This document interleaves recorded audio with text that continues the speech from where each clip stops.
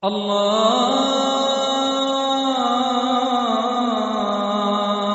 أكبر الله أكبر الله أكبر الله أكبر. الحمد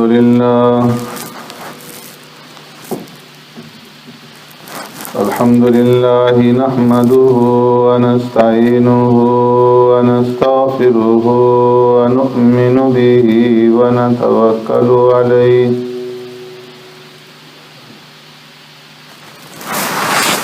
ونعوذ بالله من شرور أنفسنا ومن سيئات أعمالنا من يهده الله فلا مضل له ومن يضلل فلا هادي له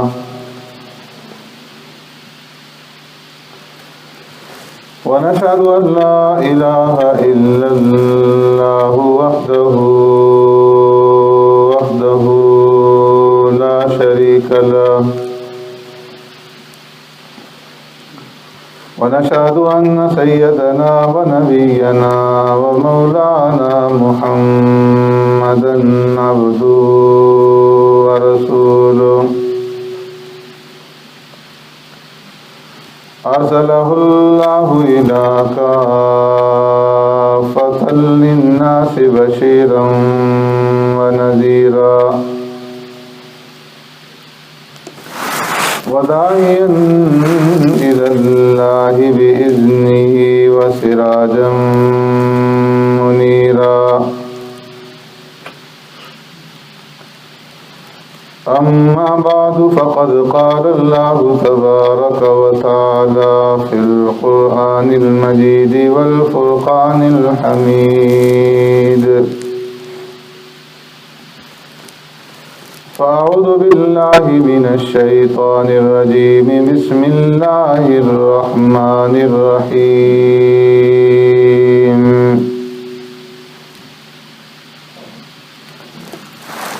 اتل ما أوحي إليك من الكتاب وأقم الصلاة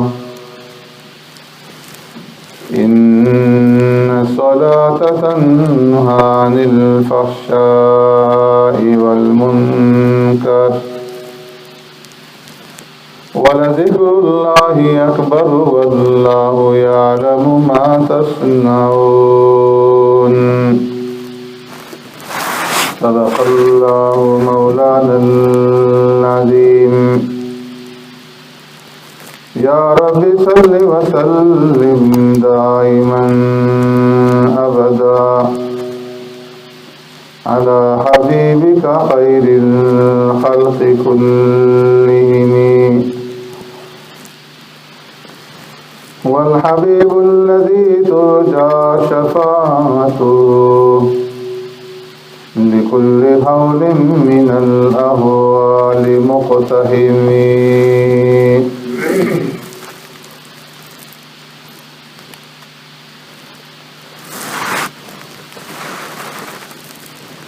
اے محترم دوستو، بزرگوں، بھائیو،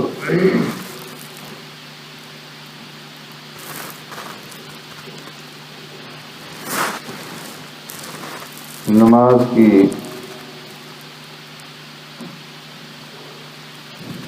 اہمیت اور اس کی فضیلت پر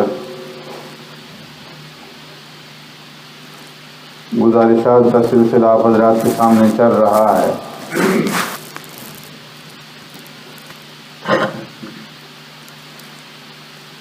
اس سے پہلے آپ حضرات کے سامنے عرض کیا تھا کہ اللہ تبارک و تعالی نے نماز کو ایک ایسی عبادت بنایا ہے کہ جس میں کائنات کی تمام مخلوقات کی عبادتوں کے نمونے جمع ہیں اور فرشتوں کی عبادات کی تمام ہیئتیں جمع ہیں، اور گزشتہ امتوں کو اور اقوام کو جو اللہ نے نماز کی عبادت دی تھی وہ بھی ساری اس نماز کے اندر جمع، اور پھر 50 نمازوں میں سے 5 نمازیں جو باقی رکھی گئیں وہ بھی ایسی نمازیں کہ جو اللہ کے اولو العزم پیغمبروں نے مصائب اور پریشانی کے وقت میں اللہ رب العزت کی طرف رجوع ہو کر کے ادا کی، تو وہ نمازیں اللہ نے اس امت کو عطا فرمائی اور اس امت کے اوپر فرض فرمائی۔ اس لیے فرمایا کہ اسلام میں ایمان کے بعد اور توحید اور رسالت کے اقرار کے بعد سب سے زیادہ جس عبادت کے اوپر زور دیا گیا ہے وہ نماز، کہ نماز کی اہمیت اور نماز کی فضیلت بار بار بیان کی گئی، اور قرآن کریم کے اندر متعدد مقامات بھی اللہ رب العزت نے نماز کا ذکر فرمایا اور نماز کی ادائیگی کا حکم دیا۔ اقیموا الصلاۃ، نماز قائم کرو، اور فرمایا کہ ایمان والوں کی جو صفت ہے الذین یؤمنون بالغیب ویقیمون الصلاۃ، کہ جو اندیکھی چیزوں کے اوپر یقین رکھتے ہیں، ایمان لاتے ہیں اور نماز قائم کرتے ہیں۔ یہ متقین کی صفت ہے۔ جب تک نماز کا قیام نہیں ہوگا اس وقت تک انسان متقی نہیں بن سکتا اور تقوی انسان کے اندر پیدا نہیں ہو سکتا۔ اور فرمایا واستعینوا بالصبر والصلاۃ، اے ایمان والو اللہ سے مدد مانگو اپنے کاموں میں صبر کے ساتھ اور نماز کے ساتھ۔ جس طرح کہ انبیاء علیہ الصلوۃ والسلام نے پریشانیوں کے وقت میں صبر کیا اور نماز کی طرف رجوع ہوئے، نماز ادا کی، آدم علیہ الصلوۃ والسلام نے اور ابراہیم علیہ الصلوۃ والسلام نے، یونس علیہ الصلوۃ والسلام نے، داؤد علیہ الصلوۃ والسلام نے، موسیٰ علیہ الصلوۃ والسلام نے، جس کی مثالیں گزشتہ جمعہ میں نے عرض کر دی تھی کہ انہوں نے پریشانی کے وقت اللہ کی طرف رجوع ہوئے، اللہ کی طرف رجوع کیا، اللہ سے مدد مانگی، تو فرمایا کہ یا ایھا الذین آمنوا استعینوا بالصبر والصلاۃ، اے ایمان والو تم بھی پریشانیوں کے اوقات میں اللہ کی طرف رجوع ہو کر کے ایک تو صبر سے کام لو اور دوسرے نماز کے ذریعے سے اللہ رب العزت سے مدد مانگو، اللہ سے مدد چاہو۔ اور فرمایا کہ حافظوا علی الصلوات والصلاۃ الوسطیٰ، ساری نمازوں کی پابندی کرو، نمازوں کی حفاظت کرو، نمازوں کو ضائع مت کرو، اور خاص طور پر والصلاۃ الوسطیٰ، جو درمیانی نماز ہے، وسطی نماز ہے، عصر کی نماز ہے، اس کی حفاظت کا بہت زیادہ خیال کرو، اس کا بہت زیادہ اہتمام کرو، اس لیے کہ مشغولیت کا وقت ہے، تو کام کاج کی مشغولیت کی وجہ سے نماز تمہاری رہ نہ جائے، اس لیے حافظوا علی الصلوات والصلاۃ الوسطیٰ، خاص طور پر جو وسطی ہے، درمیانی نماز ہے، اس کی حفاظت کا اہتمام کرو، خیال رکھو۔ اور فرمایا کہ وَأْمُرْ أَهْلَكَ بِالصَّلَاةِ وَاصْطَبِرْ عَلَيْهَا لَا نَسْأَلُكَ رِزْقًا نَحْنُ نَرْزُقُكَ وَالْعَاقِبَةُ لِلتَّقْوَىٰ۔ میرے محبوب آپ خود بھی نماز کا اہتمام کریں، وَأْمُرْ أَهْلَكَ بِالصَّلَاةِ اپنے گھر والوں کو نماز پڑھنے کا حکم دیں، وَاصْطَبِرْ عَلَيْهَا خود بھی اہتمام کریں، لا نسألک رزقا ہم آپ سے رزق کے بارے میں سوال نہیں کریں گے، نحن نرزقک رزق دینا یہ ہماری ذمہ داری۔ اور فرمایا کہ وَأَقِیمُوا الصَّلَاةَ وَلَا تَكُونُوا مِنَ الْمُشْرِکِینَ، اے ایمان والو نماز قائم کرو اور شرک کرنے والوں میں سے مت بنو۔ معلوم ہے کہ نماز ایسا نسخہ ہے کہ جب انسان نماز کی پابندی کرتا ہے تو وہ عقیدہ توحید اور مسئلہ توحید کے اوپر قائم رہے گا، اس لیے کہ نماز کے اندر توحید سکھلائی گئی، عقیدہ توحید بتلایا گیا۔ نماز کے اندر فاتحہ ہے جو توحید کی دستاویز ہے، نماز کے اندر قل هو اللہ ہے، سورہ اخلاص ہے، توحید کا سمندر۔ نماز کے اندر التحیات ہے، توحید کا حلف نامہ ہے، اور نماز کے اندر تشہد ہے، اشہد ان لا الہ الا اللہ کلمہ شہادت ہے، توحید کا اقرار نامہ ہے۔ اور نماز کے اندر رکوع ہے اور نماز کے اندر سجود ہے جو توحید کا انتہائی اعلیٰ معیار ہے۔ اس لیے فرمایا کہ جو انسان نماز پڑھے گا اور نماز کو سمجھ کر کے پڑھے گا اور نماز کو سیکھ کر کے پڑھے گا، نماز کے اندر جو کچھ پڑھ رہا ہے، جو الفاظ ہیں ان کے معنی کو سمجھ کر کے ادا کرے گا تو وہ کبھی شرک کے اندر مبتلا نہیں ہو۔ اس لیے کہ نماز کے اندر شروع سے لے کر کے آخر تک توحید ہی توحید سکھلائی گئی۔ تو جب تک نماز کے الفاظ سے وفاداری ہوگی اور ان کو سمجھا جائے گا، اقیموا الصلاۃ ولا تکونوا من المشرکین، تو فرمایا کہ پھر انسان شرک کے اندر مبتلا نہیں ہوگا۔ اور اگر نماز چھوڑ دی تو فرمایا کہ پھر شرک کے اندر مبتلا ہو کر کے جہنم کا ایندھن بن جائے۔ اس لیے فرمایا کہ وَأْمُرْ أَهْلَكَ بِالصَّلَاةِ اپنے گھر والوں کو بھی نماز کا حکم دو اور خود بھی نماز کی پابندی کرو۔ قُوا أَنفُسَكُمْ وَأَهْلِيكُمْ نَارًا اپنے آپ کو بھی جہنم سے بچاؤ اور اپنے گھر والوں کو بھی جہنم سے بچاؤ۔ اللہ نے انبیاء بھیجے اور پہلی جو ان کو دعوت دی وہ یہ کہ لوگوں کو اللہ کی وحدانیت کی طرف بلاؤ۔